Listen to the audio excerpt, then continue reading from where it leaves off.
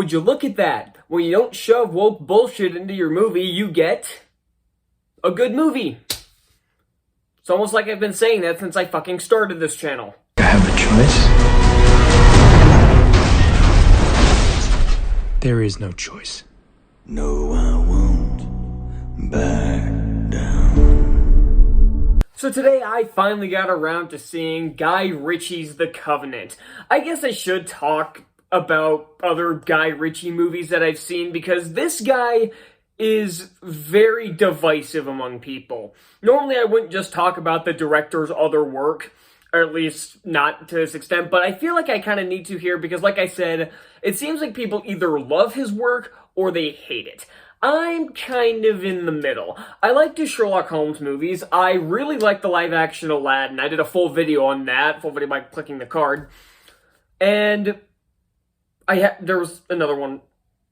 Okay, whatever. He had a movie earlier this year called Operation Fortune, which I did not see. And yeah, that's probably the ones that I've liked. The ones I didn't like, however, were King Arthur Legend of the Sword. I thought that one was pretty bad. The Swept Away remake was god-awful. And I think that's all the ones I've seen. I haven't seen Lock, Stock, and Two Smoking Barrels or any of his other movies. So I wasn't sure what to make of this. And I will talk about the trailer in a bit because it will be a factor here in a bit. So, the main plot of this is, essentially, it's the U.S. military fighting the Taliban, and when one of the American soldiers is injured, their, Afghanistanian, that's not how you say that, their interpreter basically has to try to get him all the way to the base, and they're eventually picked up by the military again. But after all this happened, Ahmed, the interpreter, is basically forced into hiding from the while being hunted by the Taliban, and John, who is the American soldier, he has to go back into enemy territory to get him out and get him safe passage to America.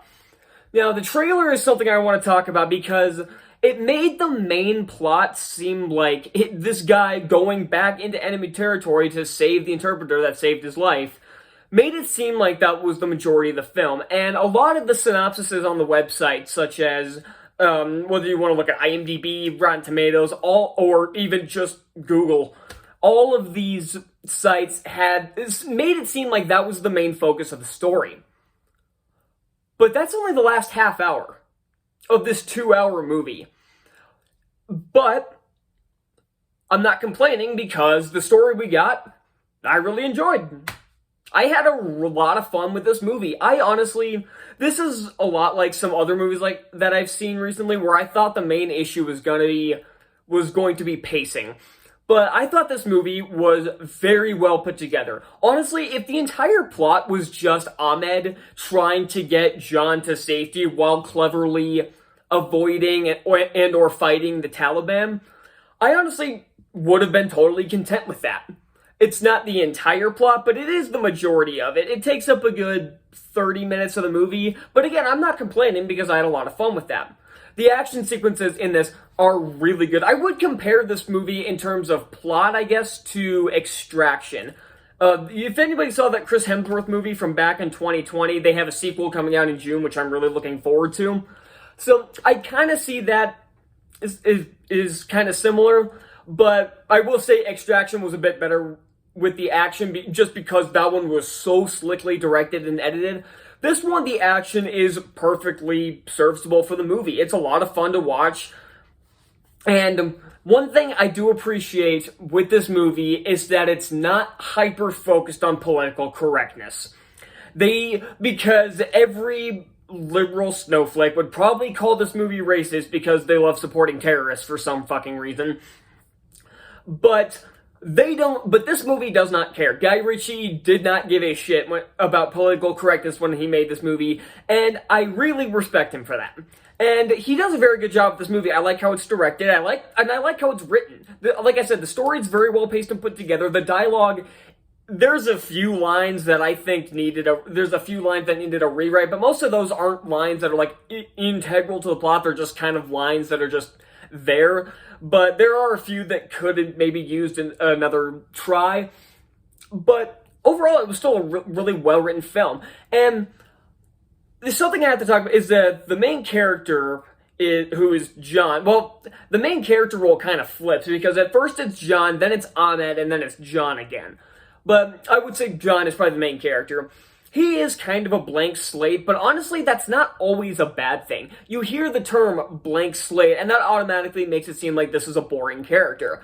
But but a blank slate doesn't always have to be a boring character, because probably one of the most famous fictional characters of all time, Harry Potter, is kind of a blank slate. He doesn't have much of a personality, but he's a very likable character. It doesn't matter if your character doesn't explicitly state or show unique characteristics. As long as they're a likable character, it doesn't really matter if they're a blank slate.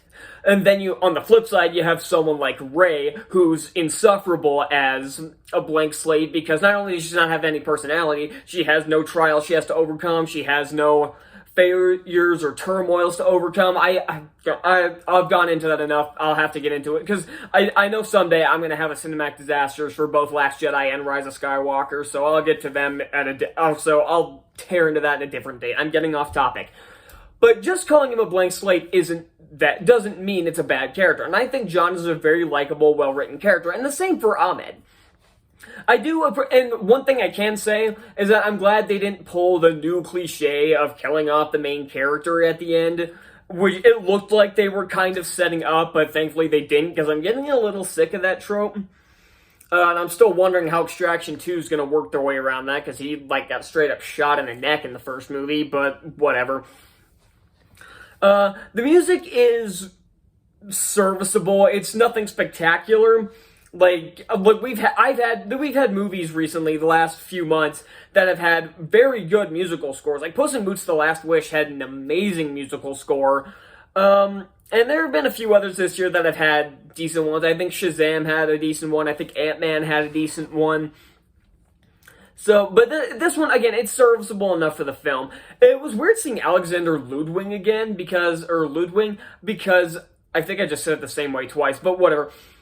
I haven't seen him in anything since probably The Hunger Games, which was in 2012.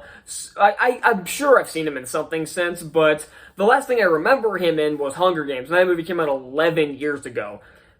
So, and he's not in the movie long, but again, he does well. All the actors do pretty well. There isn't any acting performance that took me out of the movie or anything. One odd thing I do have to say is that there's two people that are almost running at least this portion of the Taliban that are really hell-bent on getting John and on Ahmed. They show up and send their troops after John and Ahmed at the end, but once they escape, we never see these guys again.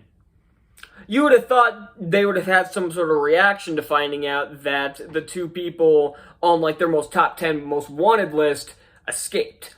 But we don't see that, which I thought was kind of odd. There's a few chases, car chases in this movie, and they're done pretty well. I can't appreciate that if this was directed by Michael Bay, anytime anything happened, something probably would have exploded. I think there was maybe one explosion.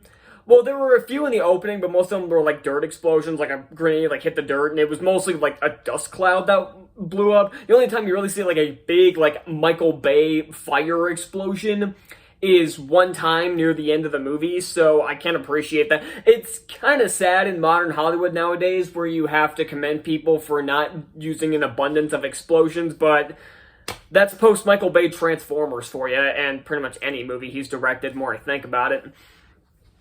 God, I'm trying to think if there's anything else to talk about, because I feel like I covered all the bases, because there's nothing deep or complex about this movie. It's just a really cool, fun action movie.